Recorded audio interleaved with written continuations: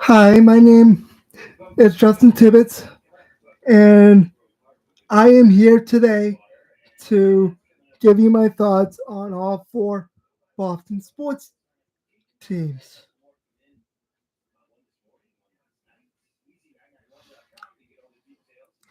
And my thoughts are on the first. I want to start off with the 1-6 New England Patriots. The Patriots are a mess right now. Uh, they're 1-6. There's dysfunction in the locker room, and they're not playing good, solid defense. They're not uh, executing, making plays down the stretch here during games, and uh, they're getting called out by their coach saying that they're soft, which I think they are soft. I think he's right. Uh, and it got all over the media outlets today, and and it needs to be addressed. They're not making the playoffs this year. I think we all know that. They need to do a whole rebuild before we discuss the playoffs. Uh, how they're going to be.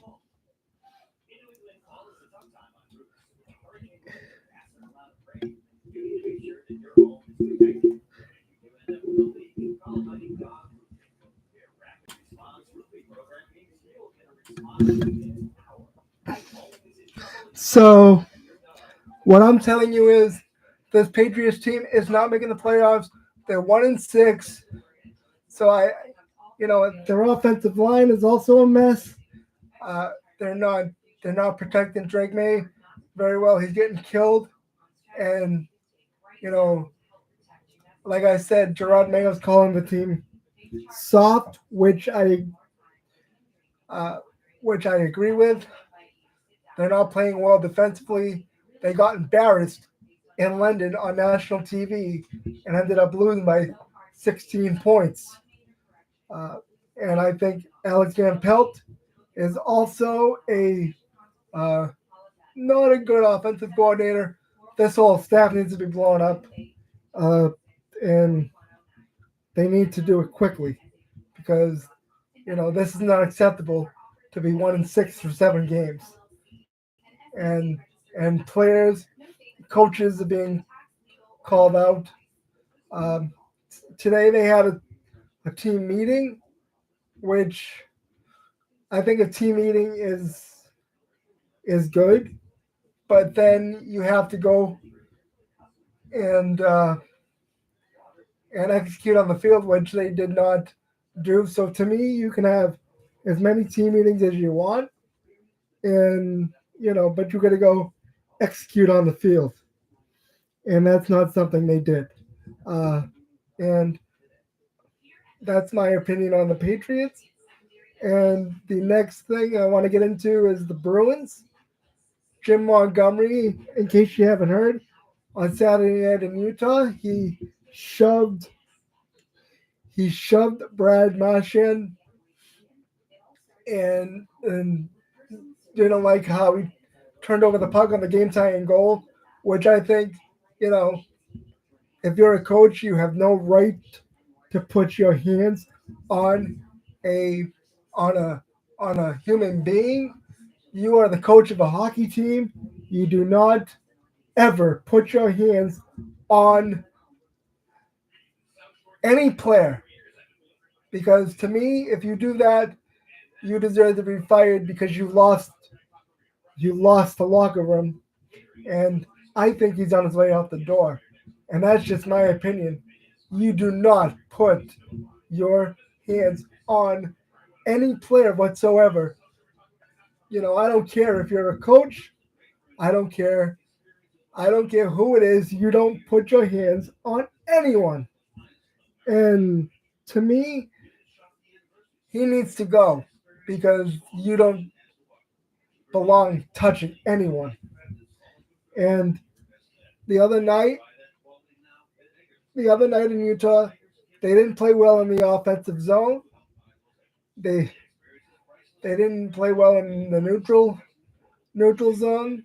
They took offensive zone penalties, and they're, in case you haven't heard, they are the most penalized penalized team in the league this year, which needs to be addressed because you're not going to win games if you continuously go to the penalty box and force the officials to make make calls uh, when you're in these games. You're not going to be able to maintain um, a, a good culture on this team. And I think it's bad when you have the most penalties in the league, and and it's just it's something that needs to be addressed, and it needs to be addressed quickly. Like I said, they didn't play well on the offensive end. They didn't play well defensively. They need to clean up in front of the net, in front of Swayman. And by the way, just let me mention, they signed Jeremy Swayman about a week ago, and 2 weeks ago now, and they gave him a $66 million contract after he turned down 64 to stay with the Bruins. I wouldn't have gave him that contract. I don't agree. I think the Bruins caved and gave him what he wanted. He hasn't proved anything. He hasn't won a Stanley Cup. And until you prove to me that you win a cup, then that's when you deserve the contract. Otherwise, to me, you don't deserve the contract. And you know, I think, um, you know, um, I think that you really need to figure out what kind what kind of team you are. Because right now the Bruins are 3-3, and they're not playing well right now, and that's a problem for me. Um, so they need to be better, and you know they need to take accountability for losing the way they do. Um, as far as the Celtics are concerned, I want to get into them as well. The the Boston Celtics on Tuesday night, they had opening night at TD Garden. They raised the banner, and to me, they played very well defensively. They shot well. They shot 17 threes in the first half. They were 9 of 20 in the second half throughout the second half. They tied an NBA record for the most threes in a game, um, with 29 total overall. And, they played well defensively at times. Yes, I did see some lapses, and I think that's something that can easily be fixed. I'm not gonna I'm not gonna make a big deal about that because every team has lapses. My only thing is, you know, and this has been a thing that I've always brought up, is they need to figure out how to close games. They need to figure out how to close games, and um, you know they need I still think they need some work on how to close games. They were up by 35 at one point, and they ended up winning the game by 23. So I guess that's the silver lining. But once this Knicks team that they played the other night was overmatched, and the Celtics are clearly the better team. And I think if they stay healthy once again this year, I think they can they can easily win the championship again. You know, they're built for the long haul, and um, you know they um, they're built for the long haul. They're gonna have new ownership soon. Um, that's something that you know. Um, they kept the core together, which I think is important. And if they can stay healthy, I do believe they have they have a shot at maintaining this to win another championship. And as far as Joe Mazzulla goes, he said on one of the post game shows, I think it was on the Sports Hub, he said that there was no pressure to win another championship, which I disagree with. Um, I think there is pressure because when you are expected to to win on a yearly basis, there's expectations that go with it, and basically my opinions are formed off of what I see on the court and what I see, what I see on the court and how they perform. That's what I base my opinions off of. Um, you know, I'm giving you my own takes and how I can how I see things that are that are on. I see that they're you know my expectation is for this team to win another championship, but you can't tell me that there's no pressure to win a championship because to me, if you say that, I say this about the Red Sox all the time. You're basically lying to the fan base if you say there's no pressure to win another championship, and that's what Joe Mazzulla said, and that's what I have a problem with. I don't believe that he doesn't believe that there's pressure because every every every night when you take that court, you are obligated to win every night. Not every night, but most nights you're expected to win every night, and you're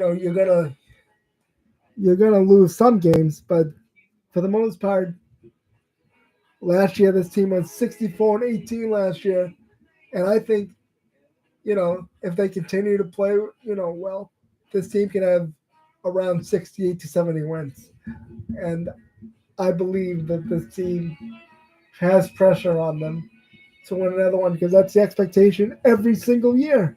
So the fact that Joe Mazzulla said there's no pressure, I think is just a lie to the you know to the fans and the media when you tell me that there's no pressure. And I find that to be disingenuous. I really disagree with that, and you know that's my opinion on that. And um, I did have a Red Sox off season thing that I wanted to get to. They recently hired uh, a consultant from the Tampa Bay Rays to take over as the assistant GM in the front office with Craig Breslow. And um, let me just give an off-season update I that I have some feelings on the Boston Red Sox for not doing what they they could to be in the postseason this year. And to me, the Red Sox this year lack talent, and their pitching was less than everything. They have the highest ERA in the American League, and um, you know that to me is a problem. And as far as the Red Sox go, they need to address some major things in the offseason. And they didn't do enough to be competitive to make the playoffs this year, which is which is a problem. And I don't believe it's Greg Breslow's fault. I believe that it's on ownership. I believe it's on John Henry not allowing, not not spending money on this team, not investing in this team, which is a problem for me. Um, I believe if you want to be a World Series contender, you have to spend and invest in money. And John Henry is not investing in the team, and he's not investing money in the team. The Red Sox are acting like a small market team, and they are not. They are not teams like the Pittsburgh Pirates or let me just mention, they shouldn't be a team like the Pittsburgh Pirates. They should be a big market team and with expectations of winning every single year. And you know, they had a an 81 record this year, which is a 500 team, and that's unacceptable. You're not a 500 team, and you should not be a 500 team. And the Red Sox were that this year. They have a lot of work to do this offseason, and I'll be interested to see what they do moving forward as far as the pitching goes, as far as signing free agents and doing all that stuff. And just real quickly before I wrap up, I want to give a thought on the World Series. It's the Yankees and Dodgers, and it's the first time since 1981 that the Dodgers and Yankees have met in a World Series, and I believe um, the two teams are evenly matched. You know, but I think the Dodgers have the um, slight edge as far as the pitching and the roster is. Now I'm not saying that the Yankees aren't evenly matched, but I just believe the Dodgers are deeper, and you know, and you know they're better equipped to win a series. So I just think it's going to be the Dodgers in six, and um, you know, I just feel that the Dodgers are better than than than the New York Yankees at this time. My name is Justin Tibbetson. I want to thank you for watching this podcast. You can go to my YouTube channel. It's on my YouTube channel. Um, I'm Justin. Thanks for watching. I'll see you again next time.